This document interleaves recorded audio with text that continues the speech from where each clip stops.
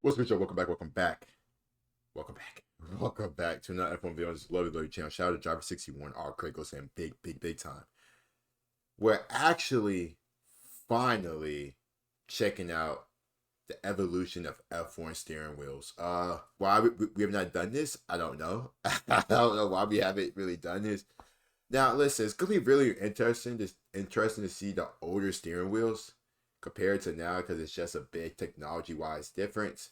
But it should be interesting. It should be fun. Hopefully, you guys are doing good and amazing. Big race this weekend, Barcelona. We are in Spain.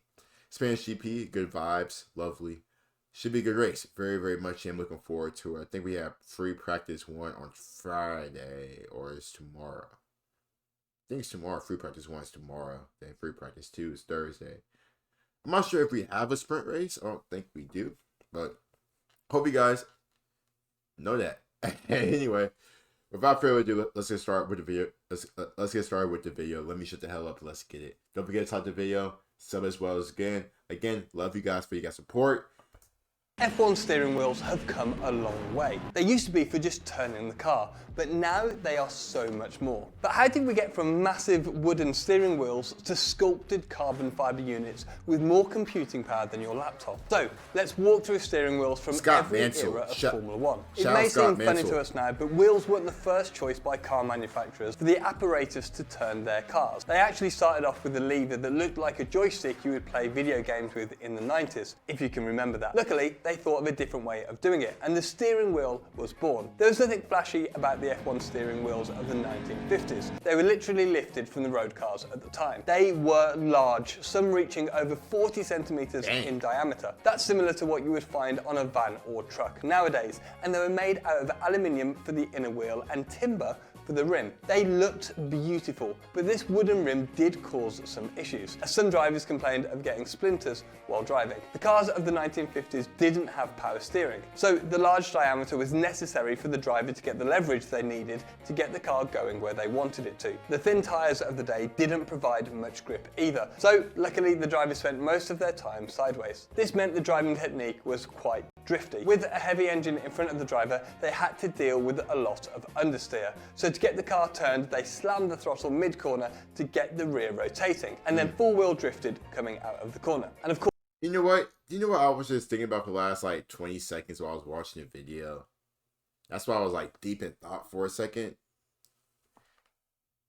Should we probably give a lot more credit to how talented drivers were back then compared to now? Obviously, like, the drivers we have now are freaking amazing. But back then, just hearing of like, listen, the technology wasn't there. It was a basic ass steering wheel with like wood or timber, like aluminum. They were dealing with freaking splinters. There was no way really like them communicating with like their team, I'm assuming, until like pit stops. I'm assuming they only had what, a gas pedal and a brake pedal. The tires, like you said, were a lot thinner. Should we probably give a bit more credit? I think I should. I think probably starts with me.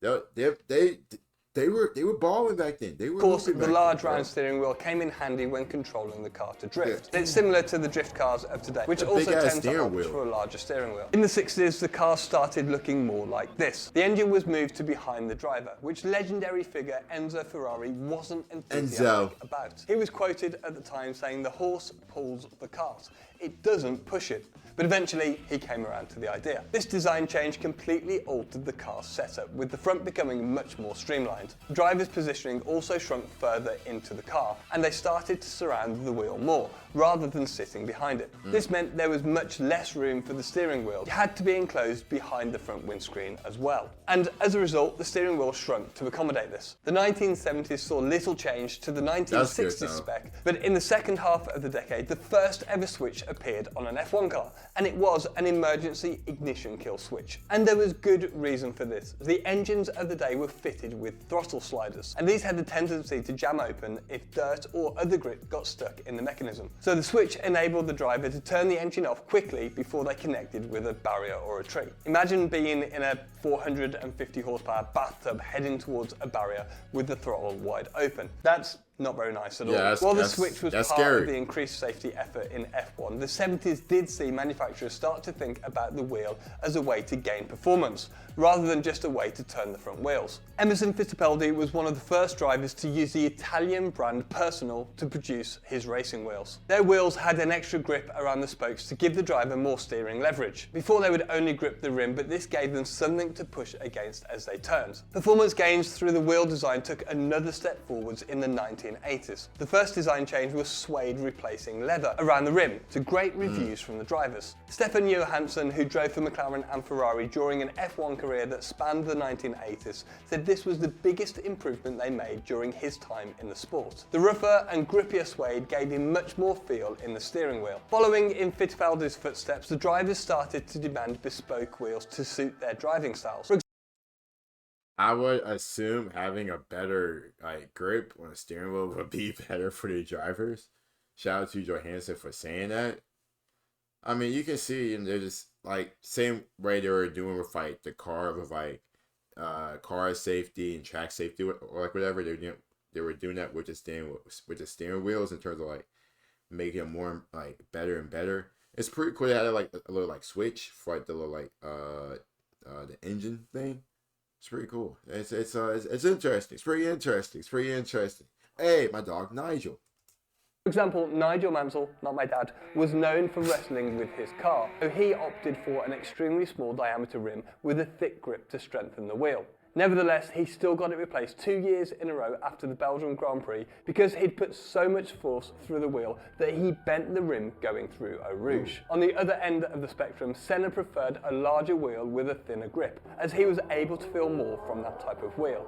He also didn't put as much force through the wheel as Mansell, so it didn't need to be as strong. Moving Bro was into the driving second that with half like of the one decade, hand. This is where the wheel really started Hopefully to you take guys on peeped that. extra He was going responsibility. crazy. Before we get onto performance, another safety feature was added, a quick release mechanism that enabled the driver to remove it quickly in an emergency, as getting out of these cars can be tricky. Being Facts, 6'1", facts. I can personally attest that you can't help but smack your knees. Buttons also appeared on the wheel with the advent of car-to-pit radio, and some teams even had a cheeky boost button which richened the fuel mixture to aid overtaking. However, by far the biggest evolution so far, and maybe ever for the steering wheel, was the introduction of paddle shift gearboxes. The legendary designer John Barnard had the idea to remove the clutch pedal and introduce 2 paddles on the back of the wheel for the drivers to change gear in his new Ferrari 640 for 1989. This helped save space, weight, and the need for the driver to remove their hands from the wheel when changing gears. It was also much faster. After some early reliability issues, of course, the idea was a game changer, and by the early 1990s, every team had transferred to paddle shift gearboxes. The humble steering wheel had finally had its first massive evolution. Makes sense. The widespread introduction of paddle shift gearboxes was just the start of the steering wheel revolution in the 1990s. Electronics were taking over F1, and this dramatically sped up the development of technology in the steering wheel. Technology hasn't just changed the way F1 teams use steering wheels, but it's also changed how we learn. If you're looking to work in Formula 1 or motorsport in the future, you're going to need to understand Formula 1 from the bottom up. And this is where today's sponsor, Brilliant, can really help. I don't They know are the too best much place about to learn about not science, yet. technology, Not yet. engineering, and math. Not yet. With thousands of lessons among over 70 courses But that enable you to learn by doing, very, very with cool, new though. content Very, added very monthly. cool. Now, my recommendation would be the course on classical mechanics, as it uses Formula 1 as a case study, building your knowledge of friction, aerodynamics, and torque. Look at this, it's even basing sections on the Lowe's hairpin in Monaco. This course is going to be right That's up your tough. street if you're an F1 fan. But what's best is that you can learn at your own pace, with courses that are specifically designed to build from the fundamentals up. To get started, visit brilliant.org/driver61 or click on the link in Hey, the is it description. too late? And the first 200 of you to sign up will get 20% off Brilliant's annual premium subscription. Not long after the gear shift operation was moved to the wheel, so was the clutches. The foot pedal was removed and replaced with 2 extra paddles on the back of the steering wheel. On the surface, it may seem like this won't gain you lap time, but by removing one of the 3 pedals in the cockpit, they could narrow the monocoque around the driver's feet, allowing for a more aerodynamic shape at the front of the car. After 40 years of being made out of metal, the steering Whose car livery was that? That was kind of tough. What was that, like Beta? Like something like Meta? It was It looks straight. It looks straight. The steering wheel finally got a makeover, and like the rest of the car, it was to be made out of carbon fibre. This instantly decreased Carbon its fibre. weight, while increasing its strength to protect against any more Nigel Mansells. The shape and size of the wheel got a makeover as well, from the traditional round specification to a general flattening or removal of the top and bottom sections of the wheel. My favourite design was from the Jordan cars, who adopted a butterfly wing design. We've actually got one of those at the workshop. This shape evolved from cockpits shrinking further as teams chased more and more aerodynamic gains by enclosing the driver within the car rather than sitting on top of it. And despite the steering wheels getting smaller, their functionality increased. The buttons from the 1980s stayed around, but were now joined by other functions like pit lane speed limiters and reverse gear. These buttons were also joined by rotary dials in the 90s. Drivers could now select different engines and traction control settings, enabling them to change key parameters as they drove. This was My only thing with that, in regards to like F1 drivers, is like you said, like during like the years, you know, the steering wheels getting like a bit smaller, but there was more buttons added on into that. Like maybe I was trying to think, because maybe I'm like, wouldn't that just add more, I guess, like initiatives to the driver to have to like know where each button is, so hopefully he doesn't press the wrong button. So like, but the good thing is that there's a button for like so like pit speed, the engines, your radio, like stuff you actually need for an F1 driver and like stuff like that. So, and plus especially now, I think they got like damn near. It seems like they got like some cameras. Like they got stuff like videos like on the screen. Maybe that's just like the onboard thing they do, much but more individual control over their cars while out on track. But it also changed. But all these changes are good, though. It wasn't all these just changes about are good. driving Very anymore. good. They had to become even more engineer-minded, understanding what was wrong with the setup of their car, as well as understanding how to fix it. The turn of the century didn't bring the revolution of the 1990s, but it was a further evolution. In terms of material, suede was replaced by rubber on the steering wheel, which was molded to the driver's individual hand shapes to provide ultimate feel and feedback. That's the number crazy. of buttons and dials That's increased hard, throughout bro. the noughties until the wheels resembled a space station control center. Driver was now able to change much more on the fly to refine the car's balance and performance over a Grand Prix. They could now adjust settings like the differential for the entry and mid-corner engine braking and torque settings, to name a few. So the driver could find the sweet spot of their setup while out on the track. Two buttons labeled so plus that's what I 10 was talking and plus about. 1 really emphasized how much there was to change at this point. They helped the drivers quickly locate. Wait. There's a button you can press for to drink something. Second driving is be like pressing, and like I like water because I think I would assume they have like a water tube in their helmet or something like that, so they can drink something during races. So, but I saw drinks. I saw drinks. I did it Up up. to 50 different settings I that was their just double engineers checking. could ask them to Drinks. change during a session. Digital displays on the Or wheels drinks. provided the driver with information such as lap time differential or delta, speed, warning light, and confirmation of the setting changes that I just mentioned. Because of this advanced technology and the bespoke materials they were built of, these steering wheels were now costing around $30,000 to produce. It's always interesting to see how the teams go about designing their steering wheels, as all had their own unique style. McLaren took on the butterfly wing approach, being wider and flatter. It looked like an extension of Ron Dennis's clean approach, having very few switches and not much colour. While Ferrari went for a taller, chunkier design that included a larger display and a lot more colourful rotary switches to help the drivers identify them on the fly. And this moves us finally to the latest specification of wheels used in F1 today. Like the 1990s into the 2000s, the next decade and a bit are all about evolution. The biggest change came with the introduction of turbo hybrid engines back in 2014. Reflecting the complexity of the era, a large LCD display appeared on the steering wheel. This enabled the drivers to flick through multiple menus of data to help them make decisions on setting changes, engine modes, and energy recovery functions. The sheer amount of settings meant that each wheel was unique depending on the driver's preference for their location and combinations of controls. They would have to memorize hundreds of switch.